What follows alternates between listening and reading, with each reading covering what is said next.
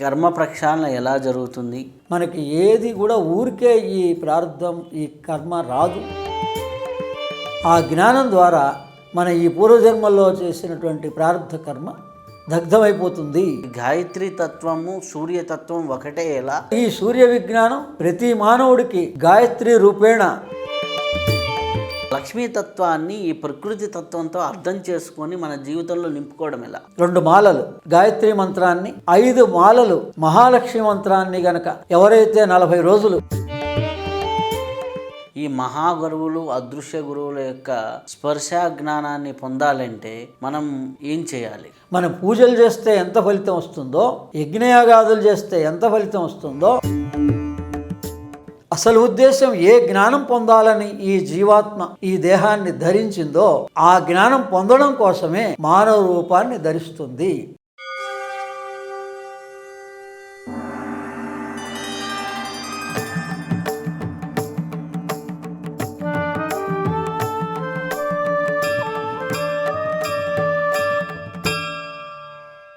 ఓం శ్రీ గురుభ్యో నమః. శ్రీ నిర్వై టీవీ ప్రేక్షకులందరికీ నమస్కారం. మనం ఎందరో మహానుభావులతో సజ్జన సాంగత్యం చేస్తూ ఉంటాం. ఈరోజు మన అదృష్టం మనం ఆదూరి ఉదయ భాస్కర్ గారితో ఉన్నాం. వారు ఆధ్యాత్మికంగా ఎంతో ప్రయాణం చేసిన వారు. ఒక పక్క క్రియాయోగ సాధన, మరొక వైపు గాయత్రి వారితో అనుసంధానమైనటువంటి మాస్టర్ ఆర్కే గారి సాహిత్యం పైన ఎంతో రీసెర్చ్ చేస్తూ ఎన్నో పుస్తకాలు రాస్తూ ఉన్నారు. అలాగే భౌతిక జీవితం పరంగా చూసుకుంటే వారు ఒక ఉద్యోగం చేసి రిటైర్డ్ అయ్యి భౌతిక జీవితాన్ని సాఫల్యం చేసుకొని అలాగే ఆధ్యాత్మిక జీవితాన్ని సాఫల్యం చేసుకుంటున్నటువంటి మహానుభావులు. వారితో ఇప్పుడు సజ్జన సాంగత్యం చేసే భాగ్యం కలిగింది. నమస్కారం అండి. నమస్కారం రవిశాస్త్రి గారు. మన ఇద్దరిని కూడా కలిపింది సుభాష్ పత్రి గారు, మారెళ్ళ రామకృష్ణ గారు. వాళ్ళిద్దరి అనుగ్రహంతో మనం ఈ రోజున కలవడం జరిగింది. నిమిత్త మాత్రంగా సదానందగిరి మహారాజ్ ఆయన ద్వారా గత వారంలో ఏకాదశి రోజున, పవిత్రమైనటువంటి ఏకాదశి రోజున ఆయన ద్వారా మన ఇద్దరం కలిసాం. ఆ సందర్భంగా నిర్వై టీవీ ప్రేక్షకులందరికీ కూడా ధన్యవాదాలు. మీరు ఈ ఛానల్ని ఆదరిస్తున్నందుకు ఇంకా ఇంకా ఆదరించాలని, ఇటువంటి ఛానల్స్ని ప్రోత్సహించాలని ప్రార్థిస్తున్నాను. చాలా చక్కగా ఈ నిర్వై టీవీ అనే కాకుండా అంతకుముందు కూడా పిఎంసి ఛానల్ నుంచి సుభాష్ పత్రి గారి ద్వారా దాదాపు 200-300 మంది గురువుల్ని మనకి పరిచయం చేయించారు రవిశాస్త్రి గారు. అందుకని అటువంటి వాళ్ళని మనం అందరం ప్రోత్సహించాలి. చాలామందికి ఉపయోగం అది. సాధనలో ఉన్నటువంటి వాళ్ళందరికీ ఎన్నో సూచనలు అందుతూ ఉంటాయి. అనంతమైనటువంటి ఈ ప్రయాణం, ఎందరో మహానుభావులు, అందరికీ వందనం. మనం అసలు క్రిటిసైజ్ చేయకుండా ప్రతి గురువు దగ్గర నుంచి మనం తీసుకోగలిగితే మన జన్మ ధన్యం అవుతుంది. చాలా సంతోషం అండి. మనం పరిచయమైన చాలా కాలం నుంచి ఫోన్ ద్వారా పరిచయంలో ఉన్న కలవటం ఈ విధంగా జరిగింది. మధ్యలో 1-2 కార్యక్రమాల్లో కలిసిన బాబా గారి వల్ల సంభవించింది. అయితే మీరు చాలా పుస్తకాలు రాశారు, చాలా గ్రంథాలు రాశారు. ముఖ్యంగా మాస్టర్ గారి గురించి, మారెళ్ళ రామకృష్ణ గారి గురించి, వారి సాహిత్యంలోని విషయాలు, అలాగే అప్పిరాల విశ్వం గారి గురించి కూడా రాశారు. అలాగే కొన్ని విషయాలు ప్రస్తావన చేసుకుంటూ వచ్చారు. అసలు మీకు ఆధ్యాత్మిక బీజం అనేది ఎక్కడ వీటన్నిటికీ మూలంగా పడింది? మా ఇంట్లోనే మా పెద్దమ్మ గారు ఆధ్యాత్మిక పరులు, మా స్వయాన మేనమామ గారు పీఠాధిపతి విమలానంద భారతి కృతాళం, ఒల్లూరు వెంకటేశ్వర్లు గారు, పూర్వనామం ఒల్లూరు వెంకటేశ్వర్లు గారు, బాపట్ల వాళ్ళది. అందుకని మా అమ్మవారి వాళ్ళ సొంత ఊరు బాపట్ల. ఆ రకంగా ఆయన ఆశీర్వాదంతో ఆయన మొట్టమొదట మాండ్యోకోపనిషత్తుని మొట్టమొదటి తెలుగులో రాసినటువంటి వాళ్ళు ఆయన. అందుకని ఆ పుస్తకాన్ని నేను మొదట్లో చదవడం జరిగింది. మా పెద్దమ్మ గారు కూడా మొట్టమొదట మనకి ఆధ్యాత్మికంలో ఈ మార్గంలో తీసుకొచ్చినటువంటి ఆవిడే రావినూతల సత్యవతి గారు. అంటే మీ మేనమామ గారే విమలానంద భారతి, సొంత విమలానంద భారతి 2 అంటారు, ఇద్దరు ఉన్నారు, 1 and 2. అయితే స్వామి, మీకు ఇన్ని పుస్తకాలు రాయాలనే ఇన్స్పిరేషన్ ఎలా కలిగింది? మా మరిపురాల విశ్వం గారు అస్మద్ గురుభ్యో నమః శ్రీ విద్యాపరులు 2000 సంవత్సరంలో ఆయన దగ్గర దీక్ష తీసుకున్నాను నేను. అప్పటి నుంచి ఆయన అప్పటికే 108 ఉపనిషత్తులకి వ్యాఖ్యానం రాస్తూ వచ్చారు ఆయన శ్రీ విద్యా ప్రకారంగా. అందుకని నన్ను ఆ 108 ఉపనిషత్తులు కూడా ఓ సంవత్సర కాలం పాటు అధ్యయనం చేయమని చెప్పారు. 3 విభాగాలుగా ఉంటుంది అది. అందుకని ఆయన దగ్గర 2000 నుంచి వెళ్ళినప్పటి నుంచి నాకు అవకాశం బాబాజీ మహారాజు క్రియాయుగంలో కాబట్టి నేను పనిచేసే కంపెనీలోనే హెచ్ఏల్లోనే మన ఎయిర్ కండిషన్లో చేస్తాం కాబట్టి మెయింటెనెన్స్లో 8 గంటల పని అయితే ఉండదు, మన ప్రెజెన్స్గా ఉండాలి అనుక్షణం.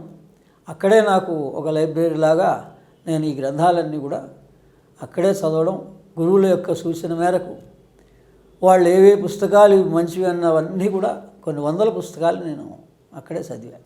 అయితే ఇప్పుడు మీరు సాధనా మార్గంలో ముందుకెళ్ళారు. ఆ సాధనా మార్గంలో ముందుకు వెళ్తున్నప్పుడు కర్మ ప్రక్షాళన గురించి, కర్మయోగం గురించి, కర్మ ధ్యానం గురించి, కర్మ ప్రక్షాళన ఎలా జరుగుతుందని చాలా చోట్ల చెప్తూ ఉన్నారు. అలాగే కర్మ ప్రక్షాళన ఎలా జరుగుతుంది, అలాగే ఈ కర్మని ఎలా డీల్ చేయాలి? అంటే అందరి పాపం ఏ కష్టం వచ్చినా మనం ఇది మన ప్రారంధం, ఇది మన కర్మ అనుకొని చాలా వరకు డిప్రెస్ అయిపోతూ ఉంటారు. నా జీవితకాలం కూడా 10 సంవత్సరాలు నేను శారీరకంగా అనుభవించాను. కానీ ఒక 60 రోజుల్లోనే 10 సంవత్సరాల దీర్ఘ వ్యాధి నివారణ చేసుకోగలిగా. అందుకని మహానుభావులు, యోగులు, అరవిందో మహర్షి లాంటి వాళ్ళు, రామకృష్ణ పరమహంస లాంటి వాళ్ళు, ఎంతోమంది మహానుభావులు మన కర్మను మనం తీసుకోవచ్చు అని వాళ్ళు సూచనప్రాయంగా వాళ్ళు తెలియజేశారు. అందుకని ఈ కర్మ ధ్యానం అనేటువంటిది ఒకటి ఉంది. దీనికి మూలం మనం ప్రామాణికంగా ఏ సంధ్యావందనం అయితే మనం చేస్తున్నామో ఆ సంధ్యావందనంలో ఉంటుంది ప్రాయశ్చిత్తం అని.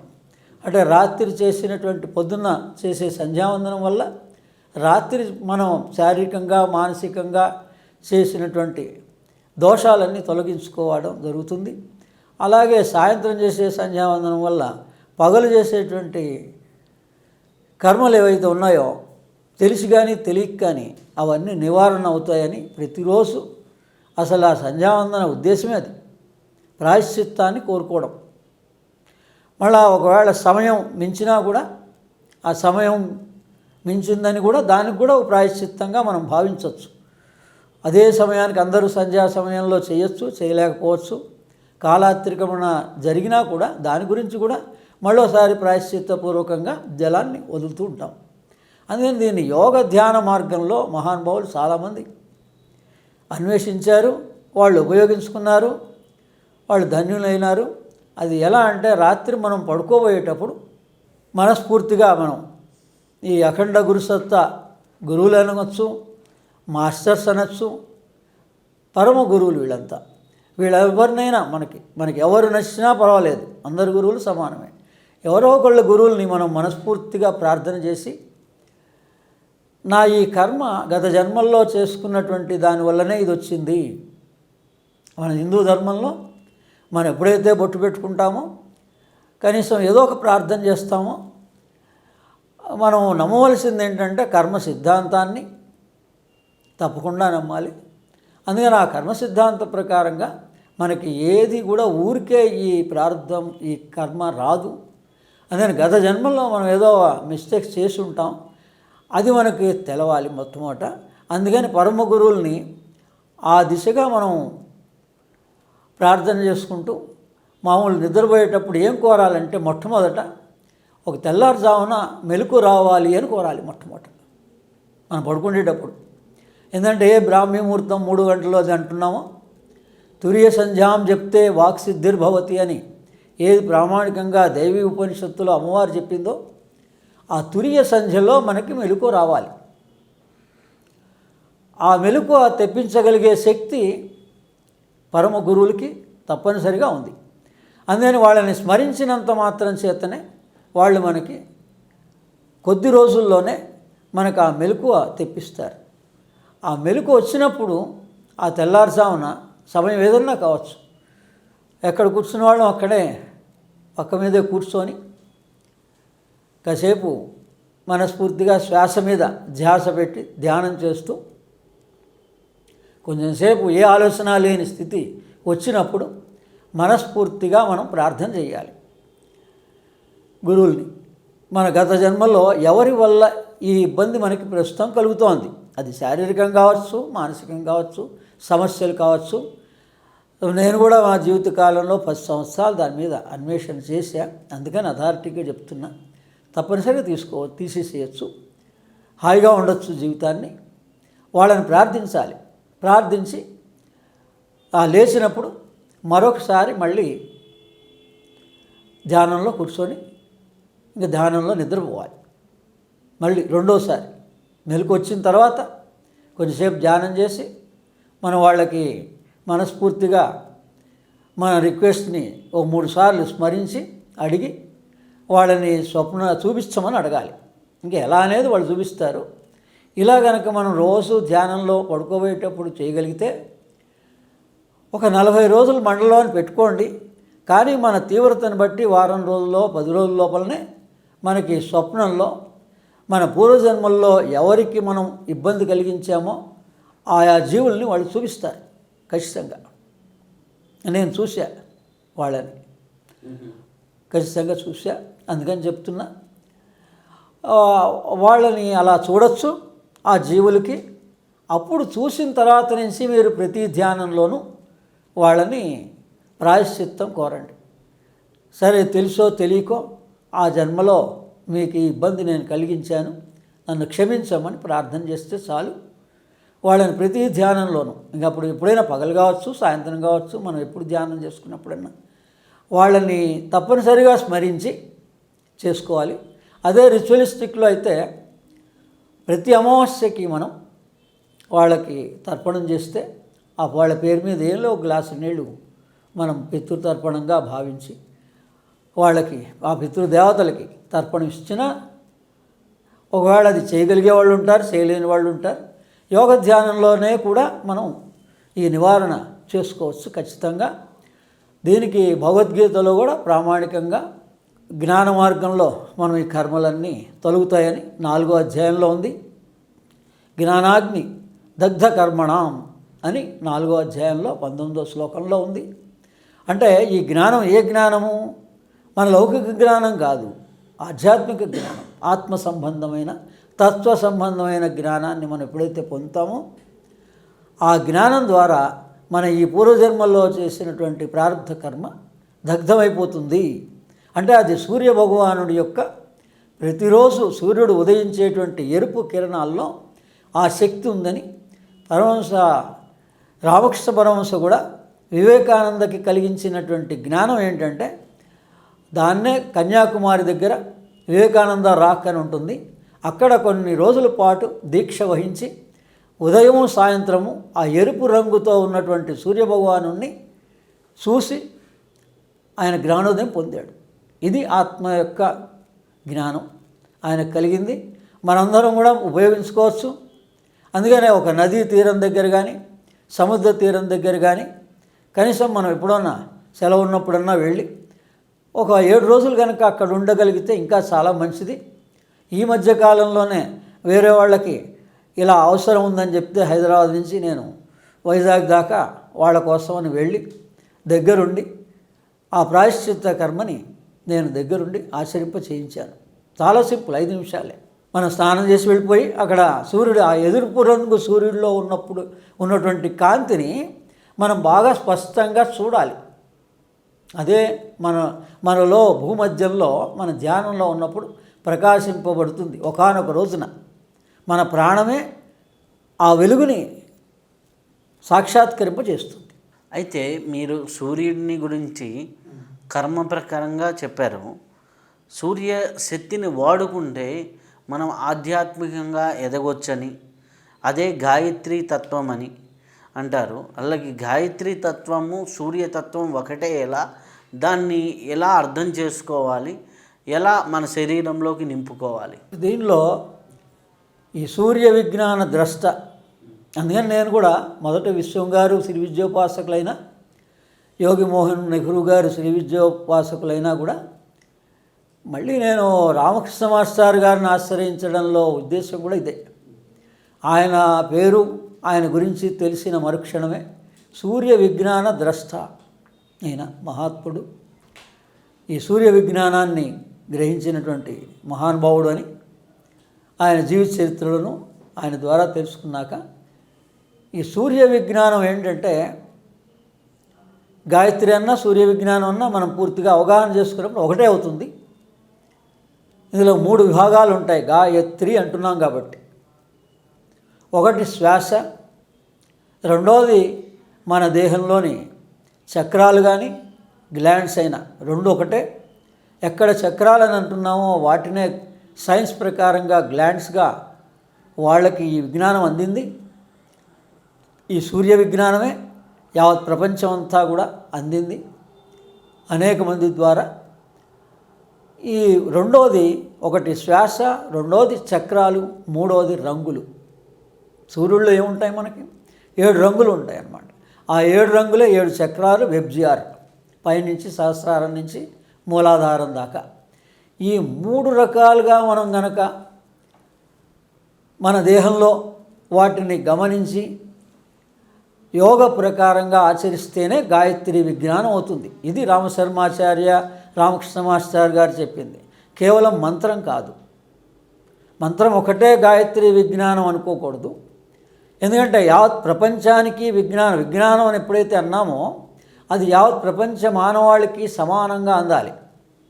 అందుకని అందరూ గాయత్రి మంత్రాన్ని చేయరు కదా. అందుకని గాయత్రి అనగానే స్వరూపానికి ఎక్కువ ఇంపార్టెన్స్ కాదు. అది హరిద్వార్ వెళ్తే కూడా మనకి తెలుస్తుంది.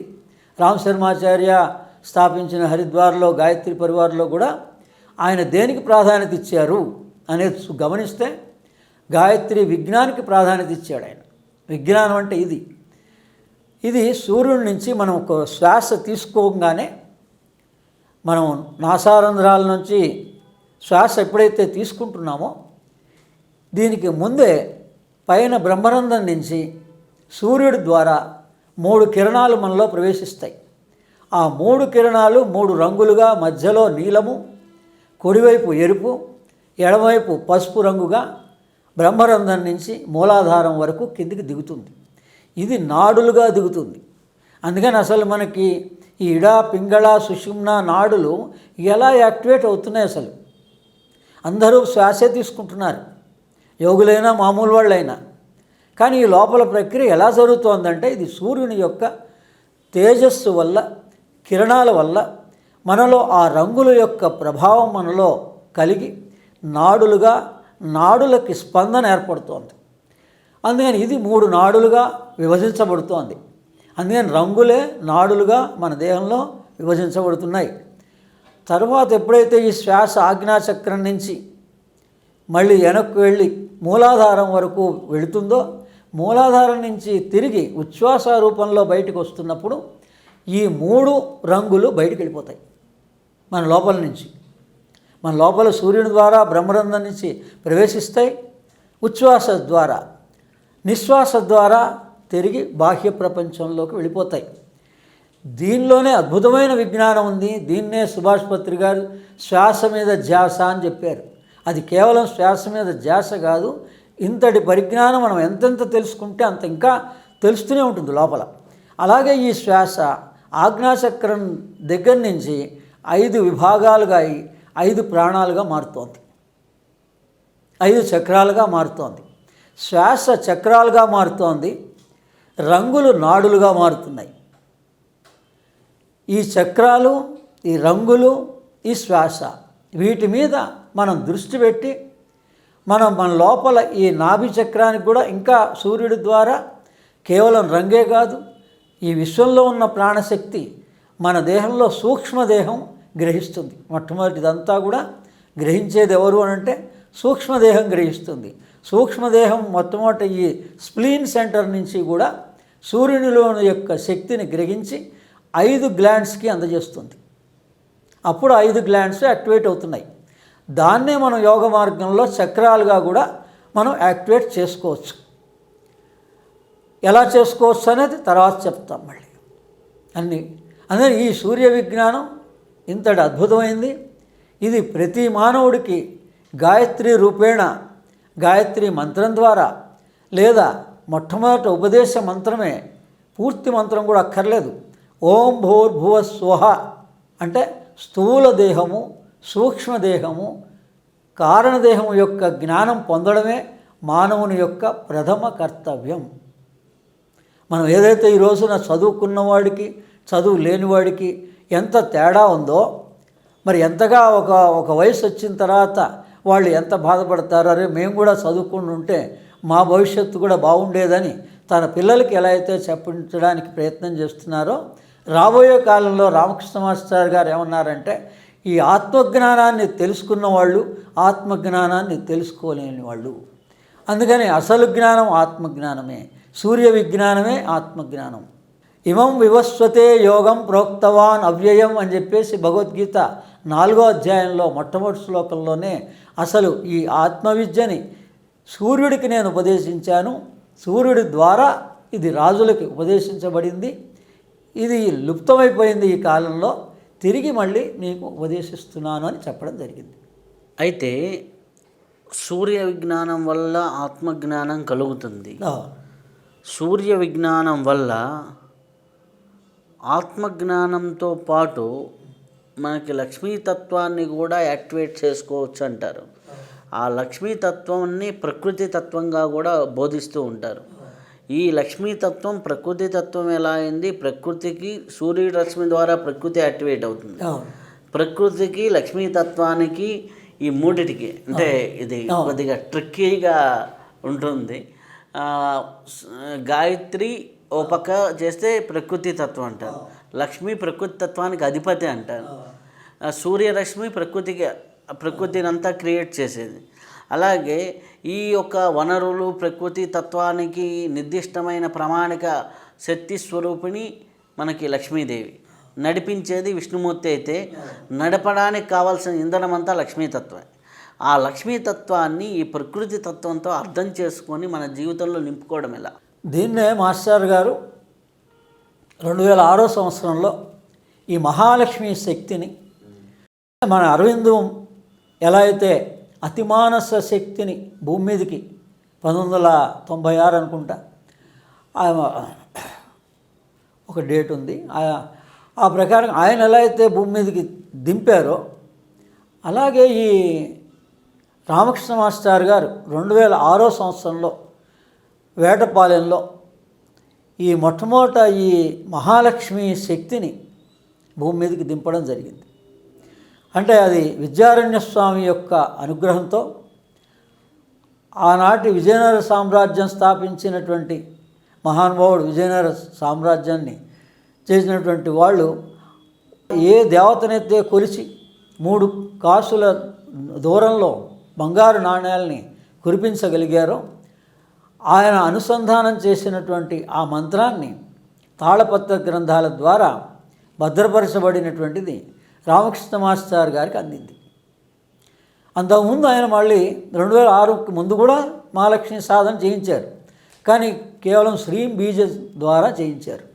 అందుకని ఈ మహాలక్ష్మి మంత్రాన్ని ఓం శ్రీం హ్రీం శ్రీం కమలే కమలాలయే ప్రసీద ప్రసీద శ్రీం హ్రీం శ్రీం ఓం మహాలక్ష్మీ నమః అనేటువంటి మంత్ర అనుసంధానాన్ని దీన్ని మళ్ళీ ఇంకా వివరాత్మకంగా 1-19 శ్లోకాలుగా వివరంగా ఆయన ఈ వేటపాలెంలో మహాలక్ష్మి దేవతా దేవాలయాన్ని కూడా ప్రతిష్ఠ చేసి అక్కడి నుంచి లోకానికి అందించారు. సంపుటీకరణ చేసి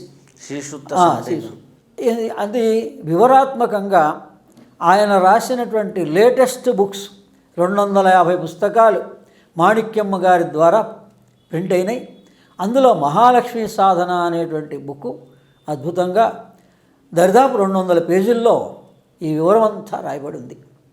అందులో ఆయన ఏమంటారంటే, ఈ మన చక్రాలని అసలైతే కమలే కమలాలయే అంటే మన దేహంలోని చక్రాలని వికసింపజేసుకోవడం. మనకు కావలసిన వనరులు, లక్ష్మి అంటే సంపదే కాదు, కావలసిన అన్ని రకాలైనటువంటి వనరులు మనకు కావాలి. కాబట్టి మనిషికి ఇవన్నీ కూడా లక్ష్మి వల్లనే, విష్ణు వల్లనే, స్థితికారకుడు వల్లనే సాధ్యమవుతుంది. అందుకని ఈ మంత్రాన్ని కమలే కమలాలయే ప్రసీద ప్రసీద, ప్రసీద ప్రసీద అంటే అనుగ్రహించు, నాకు ఈ చక్రాలని వికసింపచెయ్యి, వీటిని అనుసంధానం చెయ్యి, సమత్వం కలిగించు. అంటే ఈ చక్రాల్లో మనకి బ్యాలెన్స్ ఉండాలండి. అందుకని మన చక్రాల్లో, గ్లాండ్స్లో ఈ బ్యాలెన్స్ తప్పితేనే, 1 మిల్లీగ్రామ్ తేడా వస్తేనే మనకి ఈ రోగాలు కానీ ఇవన్నీ వస్తున్నాయి. కాబట్టి ఈ మహాలక్ష్మి మంత్ర సాధన కేవలం మనకి ఐహికమైనటువంటి ధనము, వస్తు సంపద ఇవే కాకుండా మన దేహంలోని చక్ర శుద్ధి చేయడానికి కూడా ఉపయోగపడుతుంది. ఈ చక్రాలని, షట్ చక్రాలని ఎలా శుద్ధి చేసుకోవాలి అన్నదానికి రామకృష్ణ మాస్టర్ గారు ఒక అనుసంధానం ఇచ్చారు. ఏంటంటే 2 సార్లు గాయత్రి మంత్రాన్ని, 2 మాలలు గాయత్రి మంత్రాన్ని, 5 మాలలు మహాలక్ష్మి మంత్రాన్ని గనక ఎవరైతే 40 రోజులు ఆచరిస్తారో వాళ్ళకి చక్ర శుద్ధి జరుగుతుంది అని చెప్పారు. మళ్ళీ తర్వాత త్రిగంధి భేదనం అని కూడా ఉంది యోగంలో. ఈ చక్రాలు శుద్ధి అయిన తర్వాతనే త్రిగంధి భేదనం జరుగుతుంది. ఆ త్రిగ్రంథి భేదనానికి కూడా మాస్టర్ గారు 40 రోజుల్లో 3 మాలలు గాయత్రి, 7 మాలలు మహాలక్ష్మి మంత్ర సాధన చేస్తే దాన్ని కూడా వేద ప్రామాణికంగా ఉంది. అందుకని ఈ 7కి 3కి 7 3 21 అని త్రిసప్త సమిధ అని ఉంది.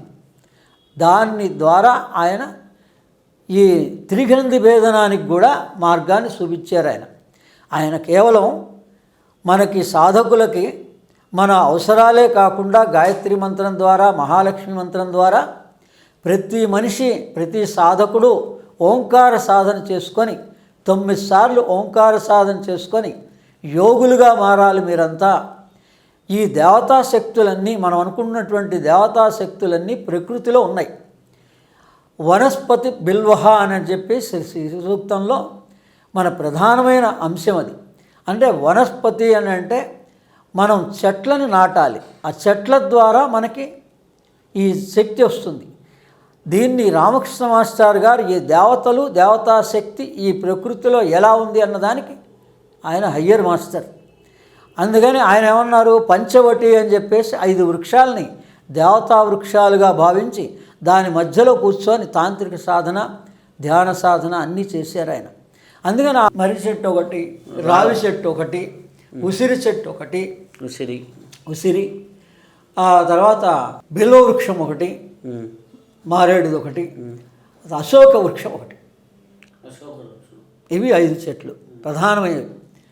ఆయన ఎందుకు 5 ఇవి సూచించారంటే ఇవి ప్రకృతి శక్తులు. మనం ఏవైతే దేవతలుగా ఈ రోజున దేవాలయాల్లో, క్షేత్రాల్లో మనం దేవతల్ని దర్శనం చేసుకుంటున్నామో స్త్రీ పురుషుడుగా, ఇవన్నీ కూడా ప్రకృతి శక్తులు. భగవద్గీత ప్రకారంగా అష్టప్రకృత్యాం అంటాడు ఆయన. నేను అష్టప్రకృతి 8 విభాగాల ప్రకృతిగా ఉన్నాను, పురుషుడుగా ఉన్నాను అని అంటాడు. ఈ 5 ఏంటి? భూమి, జలము, అగ్ని, వాయువు, ఆకాశానికి సంబంధించిన దేవతా శక్తులే మనం పూజించే దేవతలంతా. అందుకని ఈ దేవతా శక్తులనే ఈ 5 చక్రాల్లో 5 కోశాలుగా మన దేహంలో ఉన్నాయి. వీటిని చక్రశుద్ధి చేసుకుంటే మనకి ఎక్కడ, ఎప్పుడు, ఏ రకమైనటువంటి ఇబ్బంది శరీరంలో కలిగిందో ప్రకృతి ఏం చూపిస్తోందంటే ఆ దేవతా శక్తిని నువ్వు ఆశ్రయించు. ఆ దేవతా శక్తి ద్వారా నీకు ఉపయోగం కలిగి నీ దేహాన్ని శుద్ధి చేసుకోగలుగుతావు, నీ మనస్సులో ఉండేటువంటి రుగ్మతలను కూడా దూరం చేసుకోగలుగుతావని చూపిస్తోంది. మనం ఎంతవరకు దేవతా గుడి పూజ వరకే ఆగిపోతున్నాం. అసలు ఆ దేవతా శక్తి మనలోనే ఉంది. అందుకని మనం దాన్ని గ్రహిస్తే ఈ చెట్ల దగ్గరికే వెళ్ళి మనం గనక ధ్యానం కానీ యోగం కానీ ఆచరించిన, ఆ చెట్లకి ప్రదక్షిణం చేసిన విశేష ఫలితం వస్తుంది. మనం పూజలు చేస్తే ఎంత ఫలితం వస్తుందో, యజ్ఞయాగాదులు చేస్తే ఎంత ఫలితం వస్తుందో, ఆ చెట్లను ఉపయోగించుకుంటే అంత ఫలితం వస్తుందని ప్రామాణికంగా రామకృష్ణ పరమహంస లోకానికి తెలియజేశాడు. మళ్ళీ రామకృష్ణ పరమహంస అంటే ఎవరో కాదు, రామశర్మాచార్య పూర్వజన్మలో రామకృష్ణ పరమహంస. అందుకని ఈయన గురు పరంపరగా ఆ విజ్ఞానం అంతా, దేవతా విజ్ఞానం, సూర్య విజ్ఞానం ఈయనకు అందింది. అందుకని దేవతలంటే ఎవరో కాదు, వృక్షాలే. మనం అందరం కూడా ఆశ్రయించవచ్చు. తరతమ భేదం లేకుండా సర్వమానవాళి కూడా ఈ దేవతా శక్తిని ఉపయోగించుకోవచ్చు. ఈ రకంగా మహాలక్ష్మి సాధనలో ఆయన ఈ చక్రశుద్ధిని ఎలా చేసుకోవాలి, త్రిగ్రంథి భేదనం ఎలా చేసుకోవాలి, ఓంకార సాధన, సమద్గ సద్గురు స్పర్శ ధ్యానం అనే పేరు మీద 21 ఓంకారాలు చెప్పారు. కానీ మొదట 9 ఓంకారాలు చేసుకున్నా చాలు. ఆ 9 ఓంకారాలని ఎలా చేసుకోవాలనే దానిలో 3 సార్లు ఓంకారాన్ని పలికేటప్పుడు ఏ భావన లేకుండా స్పష్టంగా ఓంకారాన్ని 3 సార్లు పలికి, ఆ తర్వాత 3 ఓంకారాలని మూలాధారం నుంచి సహస్రారం దాకా భావించమన్నారు. మళ్ళీ 3 ఓంకారాలని పైన మనకి సహస్రారంలో ఆత్మ, బుద్ధి, మనస్సు ఒక త్రిభుజంగా ఏర్పడి ఉంటుంది ప్రతి మానవుడికి.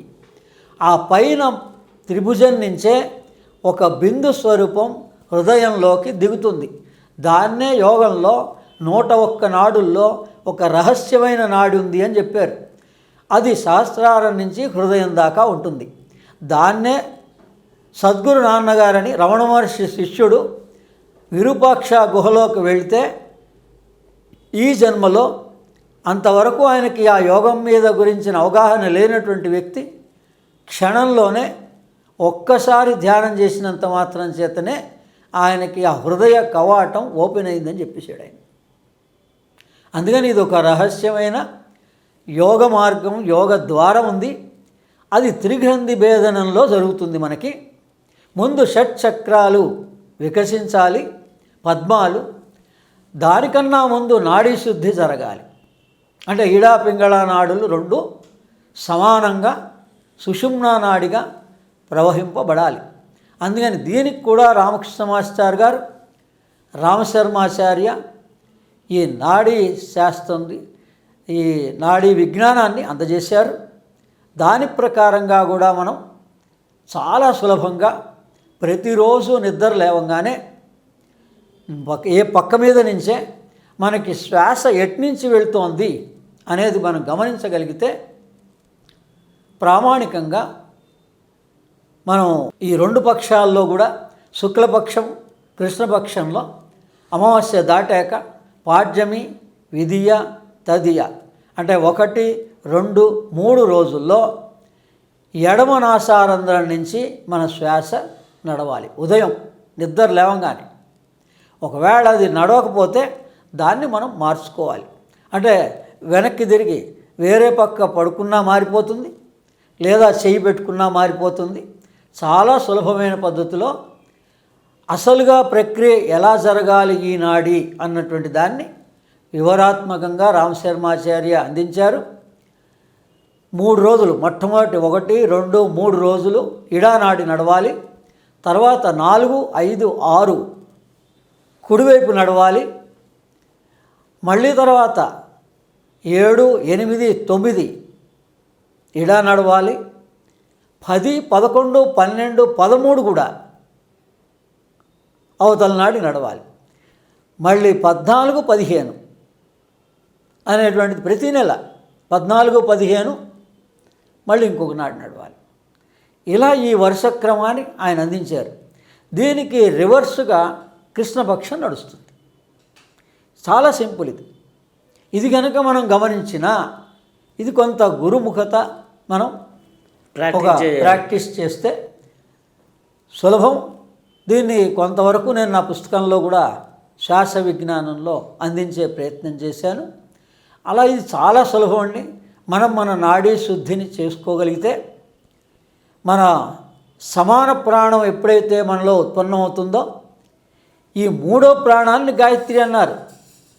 మనం ఏదైతే సూర్య విజ్ఞానం ఉన్నామో ఇది నాభి చక్రం నుంచి జరుగుతుంది.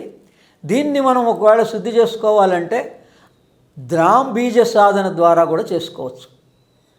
అంటే ద్రాం అంటూ ద్రాం ఒకటి అంటే ఈ గడ్డాన్ని బాగా హృదయానికి తగిలించి ఒకసారి నాభి లోపల దాకా వెళ్ళేలాగా ఒకసారి ద్రాం, రెండవసారి ద్రాం అని ఒక 100 సార్లు మనం కనుక ఈ ద్రాం బీజ సాధన ముందు వైపుకి 100 సార్లు, శిరోభాగాన్ని వెనక్కి వరకు ఎంతవరకు అయితే అంతవరకే, బలవంతం చేయకూడదు.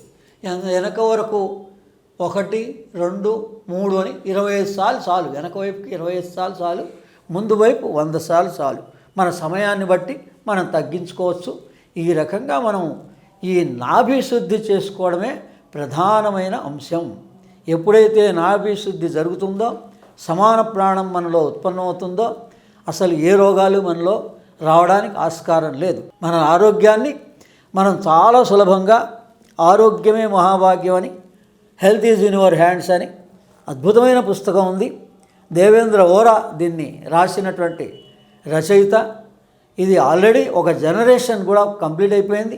మొరార్జీ దేశాయ్ అంతటి మహానుభావుడు దీన్ని, ఈ పుస్తకాన్ని ఆవిష్కరించాడు. మరొక జనరేషన్ పూర్తయింది.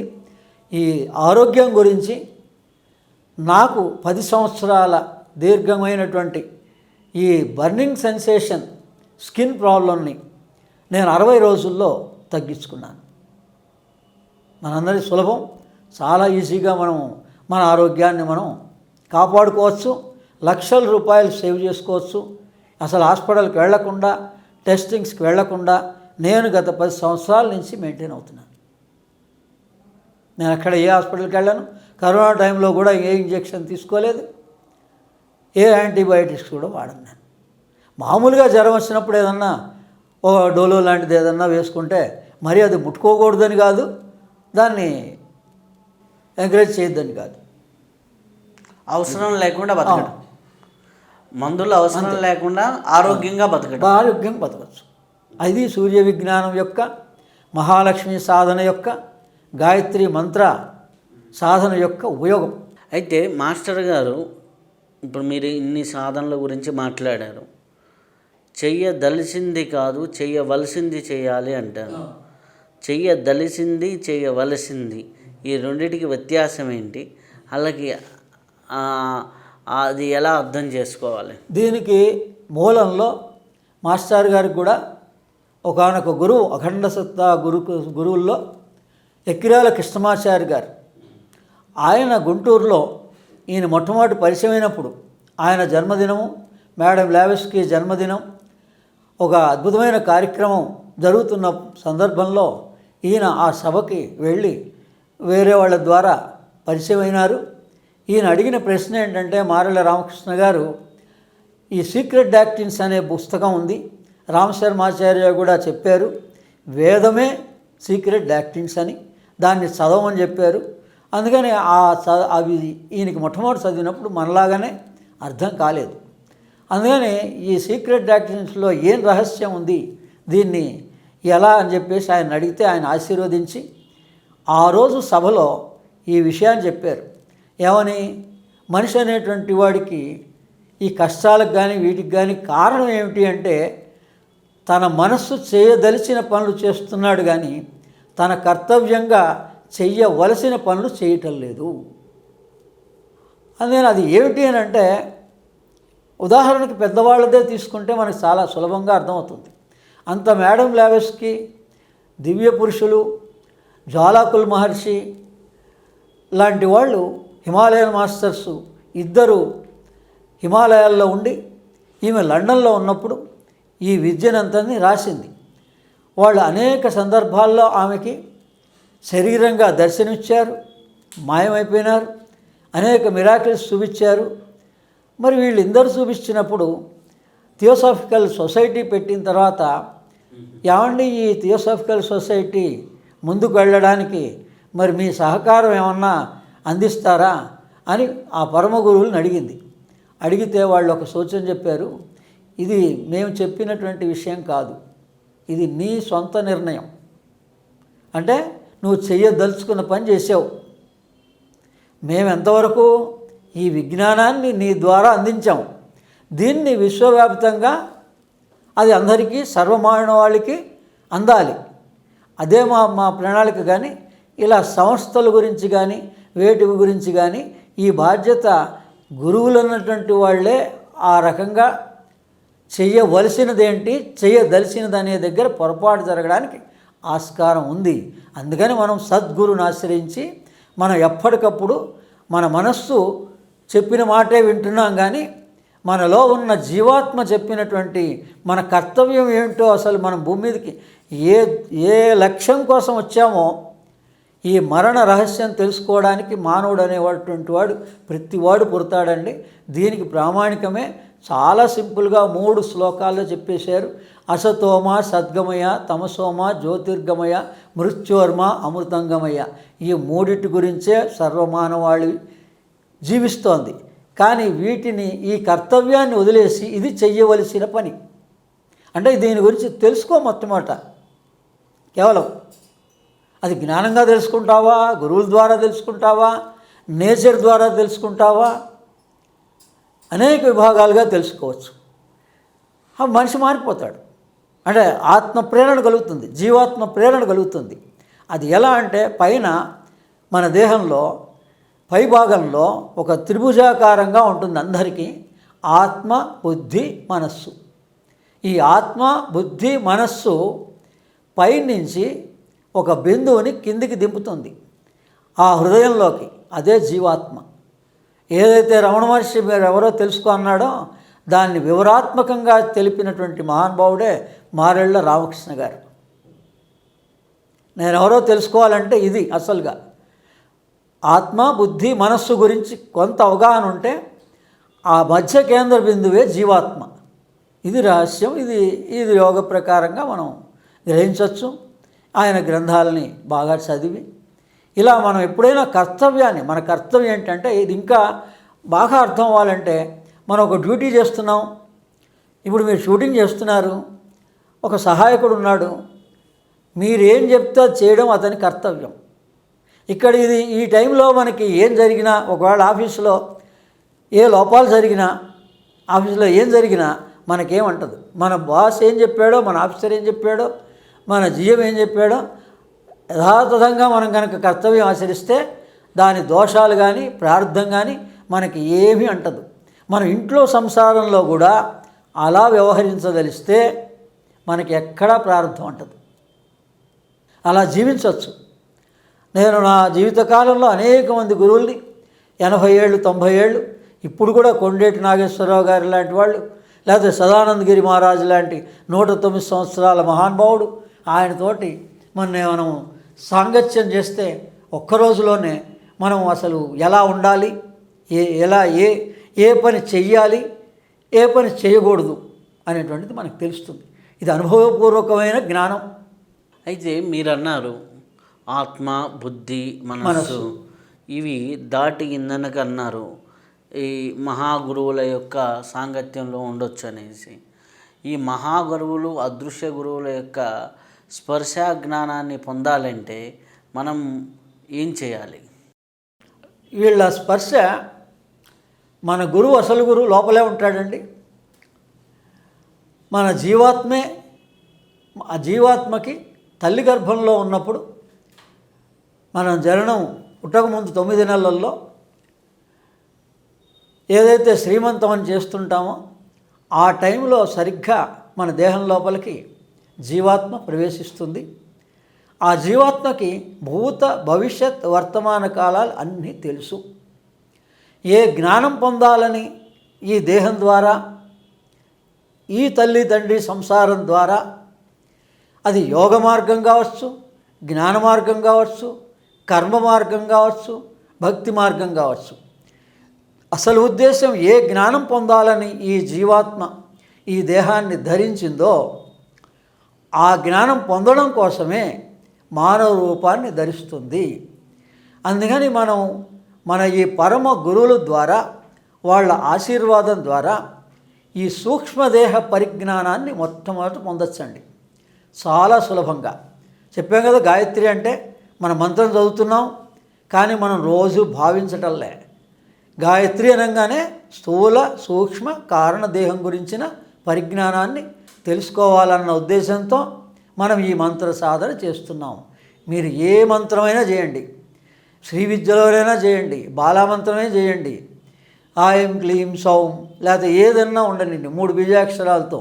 ఏంటి 3 3 3 అంటే, ఒకటి స్థూలదేహము కేంద్రస్థానం నాభి, సూక్ష్మదేహ కేంద్రస్థానం మనస్సు ఆజ్ఞాచక్రం, కారణదేహం జీవాత్మ, అందుకని హృదయస్థానం.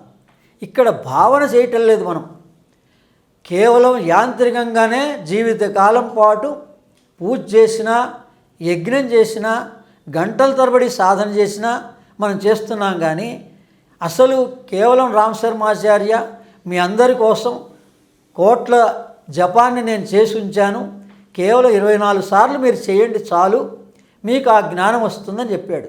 ఆ 24 సార్లు చేసిన ఈ భావనతో చేయాలి. చాలా నెమ్మదిగా 24 సార్లు చేస్తే చాలు. మనకి ఎప్పుడు టైం ఉంటే అప్పుడు ఉదయం కానీ సాయంత్రం కానీ గాయత్రి మంత్రం కావచ్చు, మీ గురుపదేశ మంత్రం కావచ్చు. ఈ 3 విభాగాలు, మొదటి విభాగాన్ని నాభిలో భావించాలి, రెండవ విభాగాన్ని ఆజ్ఞాచక్రంలో భావించాలి, మూడవ విభాగాన్ని హృదయంలో భావించాలి. ఇలా భావించడానికి ఆ గురువుల యొక్క సహకారంలో మొట్టమొదటి జంట మాస్టర్ సివివి మేడం లావెస్కీ మాస్టర్ గారు 7 జంటల్ని మనకిచ్చాడు. 7 చక్రాల యొక్క అధిపతులు వీళ్ళు. అందుకని మొట్టమొదట ఎవరిని ఆశ్రయించాలండి అనే సందేహం వచ్చినా మొట్టమొదట మన సూక్ష్మదేహం తెలుసుకుంటే మనం ఈ స్థూలదేహంతో చెయ్యలేనటువంటి పనులన్నీ బాహ్య ప్రపంచంలో కూడా సూక్ష్మదేహంతో చేయొచ్చు. ప్రతివాడు కోటీశ్వరుడైపోవాలి అని ఆకాంక్షిస్తాడు, తప్పులేదు. లేదా విదేశీయానం చేయాలని అనుకుంటాడు, తప్పులేదు. కానీ ఈ 2 కూడా సూక్ష్మదేహంతో సాధ్యం. ఇప్పుడిప్పుడు ఎందరో మహానుభావులు ఈ విజ్ఞానాన్ని వాళ్ళు రాశారు. ఈ ప్రారంధ కర్మని తీసుకుండే ఇంతకుముందు చెప్పిన మొట్టమొదటి ప్రశ్న సమాధానంగా చెప్పిన దాని ద్వారా 1940 ప్రాంతానికే వాళ్ళు ఈ సూక్ష్మదేహంగా ఈ ప్రారంధాల్ని గమనించి రెమెడీస్ కూడా చెప్పారు.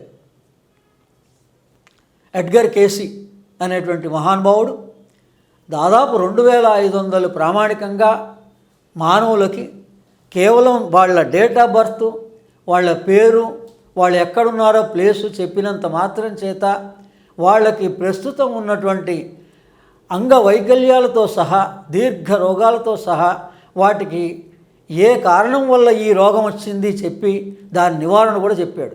అది రికార్డెడ్గా 2500 కేసుల గురించి ఆయన రాసినటువంటి గ్రంథం ద్వారా మనం తెలుసుకోవచ్చు. అటువంటి మహానుభావుడే ఆయన, అప్పట్లో ఆయన కాబట్టి. ఇప్పుడు ప్రస్తుతం మన విశ్వపతి గారి ద్వారా అమృత దర్శనం అనేటువంటి పుస్తకంలో గత జన్మల్లో 108 మందిని ఆయన చూసి వాళ్ళతో పరిచయం ఏర్పరచుకొని వాళ్ళని కూడా గుర్తించాడు. ఆయన కూడా గత జన్మల్లో ఏ ప్రాబ్లం వల్ల ఈ రోజున ఈ సమస్య వచ్చిందో కూడా చెప్పగలిగిన మహానుభావుడు. నాకు 3 సార్లు ఆయన అవకాశం ఇచ్చారు. నేను కూడా ఆ 108 మందుల్లో గత జన్మల్లో నాకు ఆయనకి అనుబంధం ఉంది. అందుకని ఆ విషయం 1 గంట సేపు మాట్లాడి చెప్పారు. ఒక 200 సంవత్సరాల క్రితం మేము బాబాజీ మహారాజు యొక్క హిమాలయాల్లో ఉన్న ఒక ఆశ్రమం వాసులం. ఇది గత జన్మ విశ్లేషణ. ఎప్పుడైతే మనకి గత జన్మ స్ఫురిస్తుందో పరమ వైరాగ్య ప్రాప్తి కలుగుతుంది. ఇంకా ఆ క్షణం నుంచి మనకి ఏ కర్మ అంటదు. నాకైతే నేను అనుభవపూర్వకంగా ఈ సంవత్సరం ఉగాది రోజు నుంచి నేను ఆ అనుభవాన్ని పొందుతున్నా. అప్పటి వరకు నాకు కూడా కించిత్ ఏమిటి ఇలా ఉంది, మరి ఇంకేదన్నా చేస్తే బాగుండే అనేటువంటి కొంత ఆధ్యాత్మిక ఆవేదన ఉండేది. సంసారపరమైనటువంటి ఒడిదుడుకులన్నీ ఏమి లేవు, కానీ ఆధ్యాత్మికపరమైన గురువులకు మనం ఇంకా ఏవో చేయలేకపోతున్నామే, ఏదైనా చేస్తే బాగుండే అనేటువంటి భావన ఉండేది. అటువంటి ఏ భావన కూడా మనకి గత జన్మ స్ఫురిస్తే మొత్తం పోతుంది. అయితే ఈ గురువులని, ఈ మంత్రశాస్త్రాన్ని మనిషి ఎలా ఉపయోగించుకుంటూ, ఎలా సద్వినియోగపరుచుకుంటే జీవితాలు బాగుంటాయి?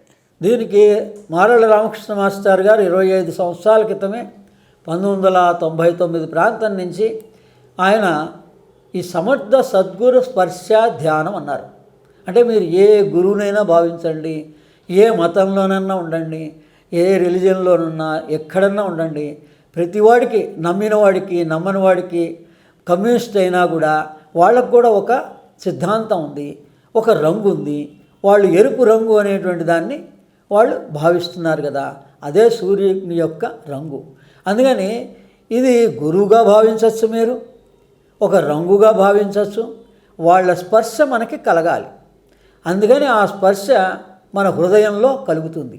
అందుకని ఈ 7 రంగులు, 7 కిరణాలు, 7 జంటలుగా ఆయన మనకి ఒక 14 మంది గురువుల్ని లోకానికి మరొకసారి పరిచయం చేసి వాళ్ళ యొక్క విశ్లేషణని వాళ్ళ జీవిత చరిత్రల ద్వారా మనం ఆ గురువుల్ని ఆశ్రయించవచ్చండి. చాలా సులభంగా వాళ్ళ గురు చరిత్ర, ఒక రమణ మహర్షిని మనం చాలా సులభంగా మనం ఆయన అనుగ్రహాన్ని పొందవచ్చు, ఆయన స్పర్శని పొందవచ్చు. ఆ రకంగా వాళ్ళని ఉపయోగించుకోవచ్చు. ఏ గురువునైనా కర్మ ధ్యానం అనేటువంటిది చెప్పాం కదా, ఆ రకంగా మీరు ఆ ధ్యాన మార్గంలో, యోగ మార్గంలో, లేదా ఈ మంత్ర సాధనా మార్గంలో, మంత్ర సాధన మీద విశ్వాసం ఉన్నవాడు గాయత్రి మహాలక్ష్మి మంత్రాన్ని ఉపయోగించుకొని చక్రాలను శుద్ధి చేసుకొని హృదయంలోనే కాన్సన్ట్రేట్ చేసిన, ఆజ్ఞాచక్రంలో కాన్సన్ట్రేట్ చేసిన ఈ స్పర్శ కలుగుతుంది.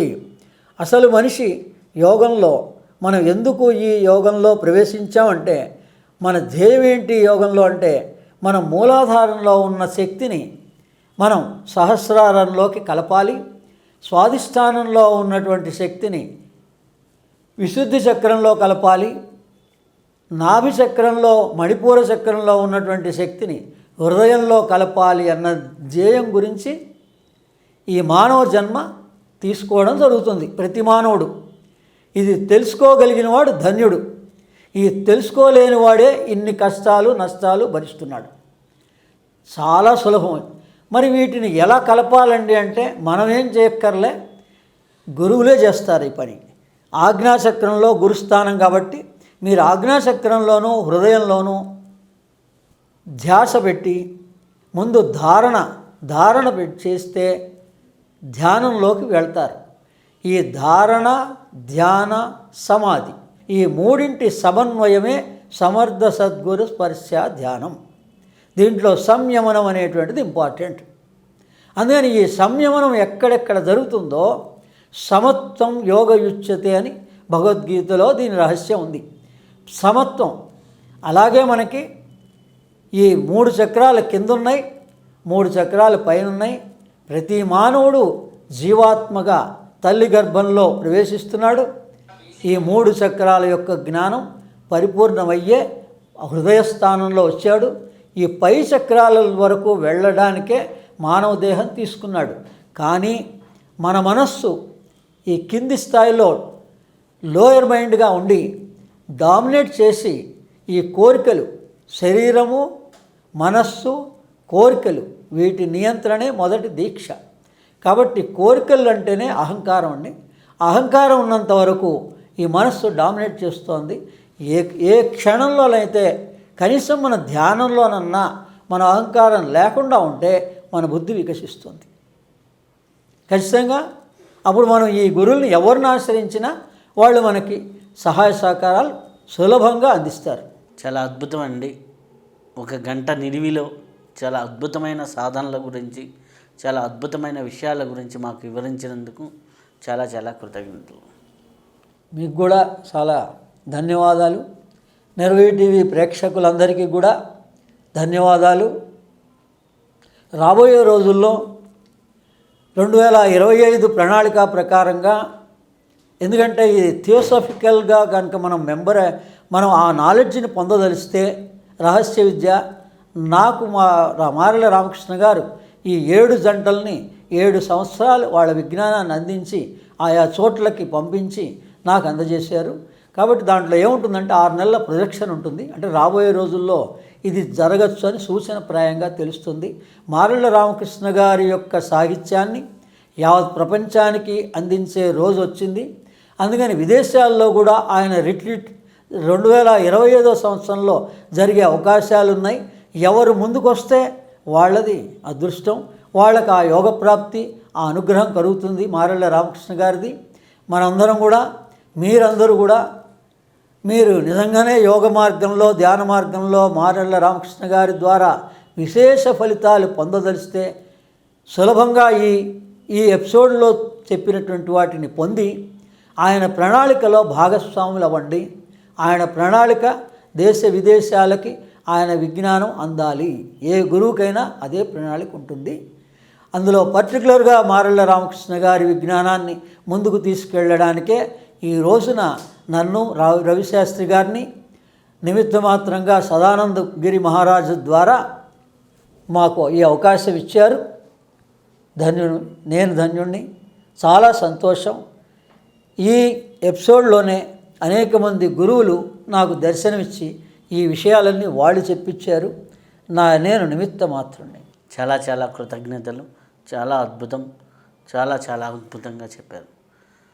ఇప్పటి వరకు అద్భుతమైనటువంటి జ్ఞానాన్ని మనం తీసుకున్నాం. మరొక్క విశిష్ట అతిథితో కలుసుకుందాం. అంతవరకు సెలవు. నమస్కారం.